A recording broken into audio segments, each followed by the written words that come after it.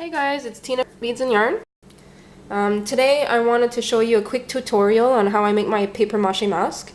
It's almost Halloween, it's Friday the 13th today, so hopefully I can finish this product on time for Halloween. The way that I make my face is I use 2 or 3 layers of tinfoil, and then you press it against your own face and kind of like press it down really good so that you can see the shaping of your face, like the nose, the chin, and your forehead. After you have your shape in foil, then you can start your layers in paper. So I already made 2 layers of the paper for this mask. I don't know if you can tell, but it's a little bit wet, so I'm not gonna add too much. The mixture is very easy. It's actually just flour and water. You want to make sure that you mix it in very well so that it's like a watery consistency. And then you just cover your mask. If you want more than 1 layer, it's very important that you let the layer dry first before adding a second, third, and so on. Flour and water does mold very easily, so you want to make sure it dries properly. So since the face I already started, and unfortunately I don't have a video for this, I will show you guys the props that I made to go with my creepy mask. I've already made my ears. I have 2. I made these last year and I just didn't finish my project. This was very easy to make as well. All I did was use tin foil to shape, cover it in tape, and then paper. And the same as well, you want to make sure that each layer dries properly before adding more. I don't know if you can kind of see inside here a little bit. See, it's only tin foil and tape. I find that tin foil works very good for shaping or sculpting, and it doesn't have the extra weight that clay would have, so it's lighter. But it's a preference. Okay, so continue to work a little bit on the mask. Now, as you can see, I did some sculpting. I only use a paper towel and Kleenex to do the sculpt. You can use clay if you like, but as I mentioned earlier, I find that it kind of weighs down on the mask, so whatever you use is your choice. Kind of looks like really weird right now, but once it's all dried and ready to paint, it will start to come together. Okay, so I taped it to hold my ears in place. As you can see.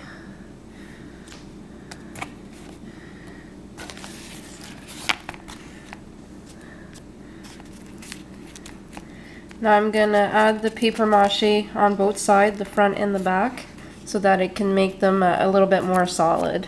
And then we'll see what it looks like in a few days when it dries up. So now to make for my mask. So I drew out the template of what I want the teeth to look like. It doesn't have to be perfect, you can just draw whatever you want. I have a piece of cardboard, just a plain piece of cardboard. You want to make sure it's thick enough so that the teeth kind of sticks out a little bit more on the mask. So now I have my pencil. I'm just gonna kind of like press really hard.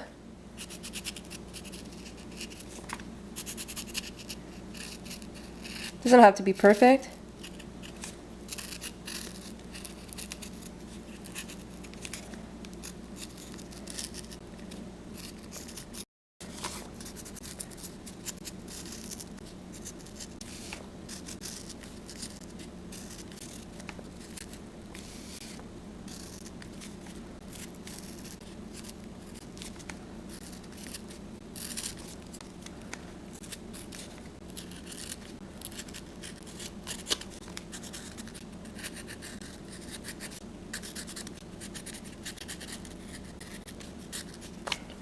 Perfect.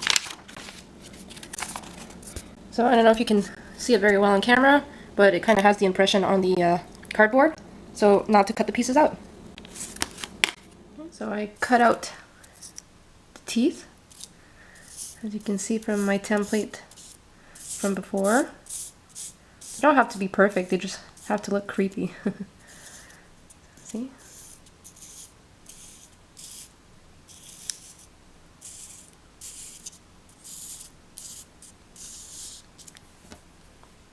Oh my god, guys, check out, it's all dry and it looks great. I can't wait to paint it.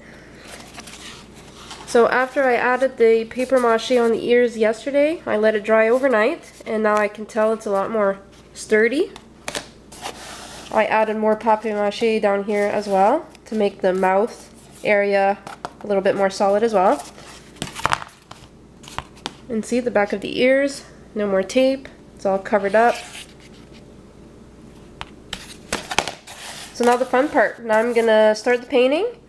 After I'm done the first coat, I will show you guys how I'm gonna add my teeth, and then I'm gonna paint over the teeth as well. I just want to add more contrasting colors and make them stick out a little bit more. Okay, so stay tuned. So this is what it looks like after I did my 2 coats of paints. I did one in a neutral color. It's a sandy color called suede. And then I touched up a little bit with the black color. But I didn't do it all the way. I kind of left little marks everywhere. I think that will add a nice touch with the silver. So once the black dries and I do the silver, I'll show you guys what it looks like. Guys, starting to look pretty creepy. I like them. The paint is turning out great with the black. I'm glad I did the black coat first. It's bringing out the metallic in the paint a lot more than when it was just a neutral color. I still have a few more touch-ups to do, like behind the ears. I have to finish the eyes. And I'm also making a cowl for the back of the bunny. It's going to be knitted. I'm knitting a cowl. And I'm using fun fur, which I'm going to show you guys in a little bit. So I'm getting pretty excited. So stay tuned, it's almost done.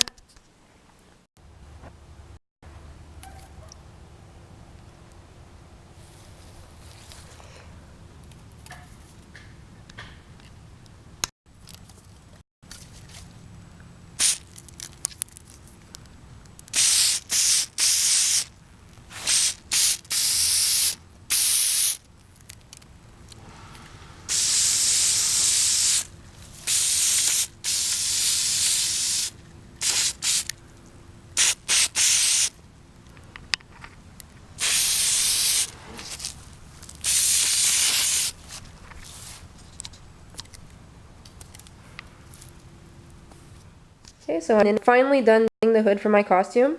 It did not take very long, a couple hours. I used my US size 17 knitting needles, and I used 6 of these fun fur yarn. You need 6 because you knit with 3 strands held together, so you're using 3 at the same time so that it can create that faux fur look. I sewed the top right here, and I sewed in the front so that it can kind of look like a hood. So there you go.